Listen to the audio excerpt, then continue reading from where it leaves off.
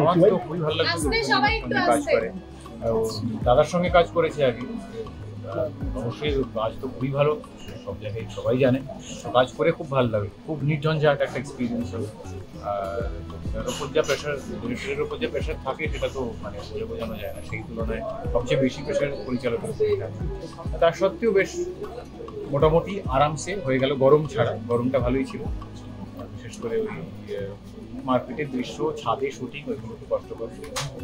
একটু একটু কষ্ট তো হয়ই সব, শীতকালেও কষ্ট আছে, বর্ষাকালেও কষ্ট হয়, কমপ্লেন করে তো লাভ নেই। কিন্তু ভালো লাগে, বেশ ভালো কাজ একটা হলো। দাদার কথা অর্জুন দা যখন বলেই দিল, আমি দাদা অন্য একজন মানুষ, অর্জুন দা আর একজন দুজনের মতো অন্যরকম, এবং দুজনের সাথে কাজ করে অভিজ্ঞতা ভীষণ ভালো। এবং আমার খুব একটা কষ্ট এতে পরিশ্রম হয়নি, কারণ ওরা যেদিন মারপিট করেছে সেদিন আমি ছুটিতে বাড়িতে ছিলাম। আমি খুব একটা কষ্ট পাইনি শুটিং করতে, প্লাস আমার গরমও একটু কম লাগে। বাট আমাদের একসাথে কাজ করে খুব ভালো লেগেছে, কারণ গল্পটা এত সুন্দর ছিল এবং এত রিলেটেবল একটা স্টোরি ছিল, যেটা আলাদা করে মনে হয়নি যে অভিনয় করতে হবে, যেটা সবসময় হওয়া উচিত বলে আমার মনে হয়। যে দর্শকরা আমাদের গল্প দেখছে তাদের যেন মনে হয় যে তারা নিজেদেরকে কোথাও দেখছে। এবং এটা বোধ হয় আমার জীবনের কাহিনী কোথায় হয়েছে, এত ভুল বোঝাবুঝি হয়েছে, তারপরে ভালোবাসা থেকেছে, ব্রেকআপ হয়ে গেছে, তারপরে আবার প্যাচ আপ হয়ে গেছে। তো এরকম একটা মিষ্টি গল্প নিয়ে আমরা আসছি 15th August। আমি সবাইকে অনুরোধ করবো, প্লিজ দেখুন তোমাকে বুঝি না প্রিয়, আমাদের প্রচুর প্রচুর ভালোবাসা। প্রেমের গল্প তো সেটা নস্টালজিক, হ্যাঁ নস্টালজিক তো বটেই। মানে হাই স্কুল থেকে প্রেম করছি, সেটা বিয়েতে পরিণত হয়েছে, ভালো লাগে।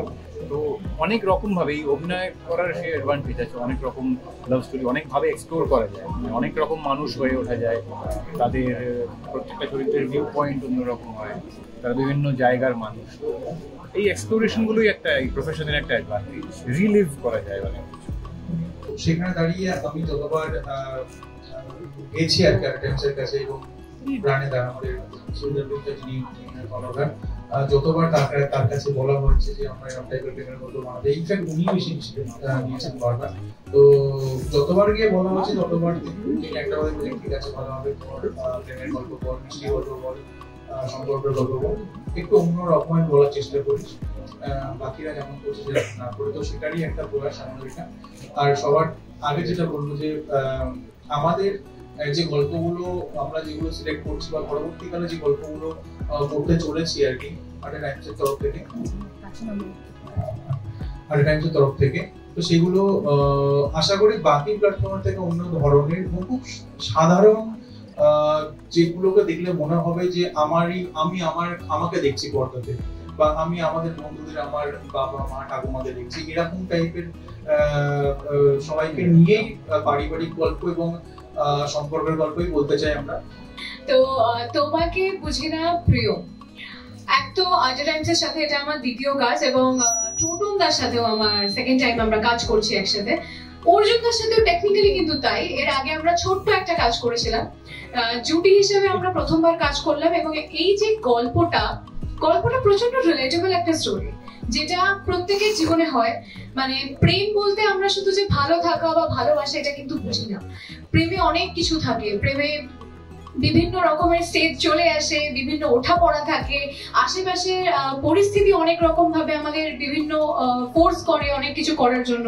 এবং আমরা অনেক সময় আমাদের যে প্রেমিক বা প্রেমিকা তাদের বলেই দিই, তুমি তো আমাকে বোঝোই না, আমি কি বলতে চাইছি তুমি তো বুঝতেই চাও না, বা তো বুঝতেই পারছো, এটা চেক করো না প্লিজ, তুমি তো বুঝতেই পারছো না। তো তোমাকে বুঝি না প্রিয় কেন আমাদের গল্পের নাম এটা, কেন আমরা ভেবেচিন্তে এটা রেখেছি, তার জন্য তো তোমাকে বুঝি না প্রিয় সকলকে দেখতে হবে।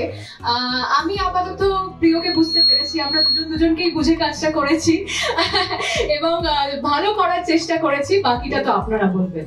নিষ্ঠা নিয়ে কষ্ট করে কাজটা করলে আমার মনে হয় এন্ড রেজাল্টটা ভালোই হয়। আমার মনে হয় আপনাদের সকলের ভালোই লাগবে।